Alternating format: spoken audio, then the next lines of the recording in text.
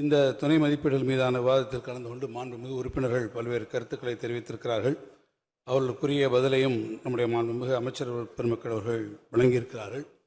குறிப்பாக இங்கே பேசிய அனைத்து இந்திய அண்ணா திராவிட முன்னேற்றக் கழகத்தினுடைய சட்டமன்ற உறுப்பினர் அவர்கள் நம்முடைய வரி பங்கீடு முறையை குறிப்பிட்டு ஒன்றிய நிதியமைச்சர் அவ்வாறு தெரிவித்திருக்கிறார்களே, அதற்கு என்ன பதில் என்று கேட்டிருக்கிறார்கள். ஜிஎஸ்டி அந்த டாக்ஸேஷன் பேட்டர்னை பொறுத்த மட்டில் எஸ்ஜிஎஸ்டியிலே நமக்கு 50%, அதே போல் சிஜிஎஸ்டியிலே 50%, ஐஎஸ்ஜிஎஸ்டியில் அதே போல் 2 மாநில அரசுக்கும் மத்திய அரசுக்கும் 50% இருக்கக்கூடிய ஒன்று. இதில் எஸ்ஜிஎஸ்டியை பொறுத்த மட்டிலே மொத்தமாக அந்த நிதி மாநில அரசுக்கு அவ்வப்போது விடுவிக்கப்படுகிறது. சிஜிஎஸ்டியை பொறுத்த மட்டில் ஒன்றிய அரசுக்கு சேரக்கூடிய இந்த நிதி பகிர்ந்து அளிக்கப்படக்கூடிய நிதி இந்த டெவல்யூஷனிலிருந்து 41% அனைத்து மாநிலங்களுக்குமே அது வழங்கப்படக்கூடியதாக இருக்கிறது. குறிப்பாக 15வது நிதிக்குழுவானது மத்திய அரசினுடைய தொகுப்பிலிருந்து 41% மாநில அரசுங்களுக்கு வழங்க வேண்டும் என்று பரிந்துரைத்திருக்கிறது. இருப்பினும் இந்த 41% நமக்கு கிடைத்திருக்கிறதா என்றால் அது இல்லை. அது 33% என்ற அளவிலேயே இருந்திருக்கிறது. அந்த 33% தமிழ்நாட்டுக்கு கிடைத்திருப்பது வெறும் 4.07% தான் நமக்கு கிடைத்திருக்கிறது.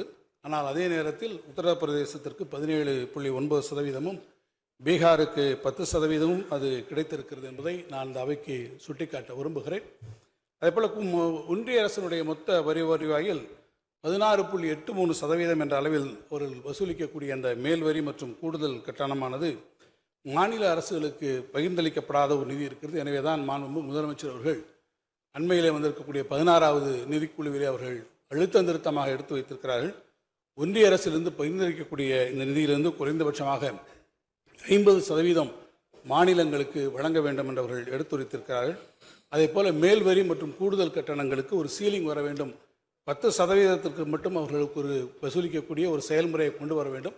அதற்கு மேலாக அவர்கள் வசூலித்தால் அது நிச்சயமாக அந்த கூடுதல் தொகை பகிர்ந்தளிக்கக்கூடிய தொகுப்பில் டெவல்யூஷனிலே கொண்டு வர வேண்டும் என்றும் அவர்கள் தெரிவித்திருக்கிறார்கள். எனவே இதுதான் அதில் இருக்கக்கூடிய ஒரு முக்கியமான ஒன்று. அதே போல் அவர்கள் பேசுகிற போது அந்த கடனுடைய அமைப்பை பற்றியும் குறிப்பிட்டு சொன்னார்கள். நமக்கு 9வது நிதிக்குழுவிலிருந்தே நீங்கள் பார்ப்பீர்கள் என்று சொன்னால் தொடர்ந்து தமிழ்நாட்டிற்கு இந்த அநீதி இழைக்கப்படுகிறது. குறிப்பாக 14வது நிதிக்குழு காலத்தில் கடந்த காலங்களில் சுமார் 19% நமக்கு நிதி குறைப்பு நடந்திருக்கிறது. இது சுமார் 2,63,000 கோடி இழப்பாக இருக்கிறது. நம்முடைய கடனுடைய அளவில் இது இப்போது 32% இருக்கக்கூடியது. இந்த கடந்த கால நிதிக்குழுவினுடைய பரிந்துரைகள் தான் தமிழ்நாட்டுக்கு பெரிய பாதகத்தை ஏற்படுத்தியிருக்கிறது. அந்த பாதகம் இல்லாவிட்டால் அது நிச்சயமாக வந்திருக்கும் என்பதை நான் தெரிவித்து,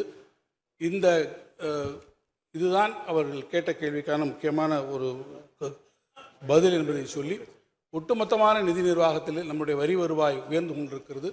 நம்முடைய நிதி மேலாண்மையின் காரணமாக கடன் சுமைகளை நாம் குறைக்கக்கூடிய முயற்சிகள் எடுத்திருக்கிறோம். நிச்சயமாக மாண்புமிகு முதலமைச்சருடைய வழிகாட்டுதலோடு வரக்கூடிய காலங்களில் நம்முடைய நிதி மேலாண்மை எல்லா வகையிலும் சிறப்பாக இருக்கும் என்பதை சொல்லி என்னுடைய உரையை நிறைவு செய்கிறேன். நன்றி, வணக்கம்.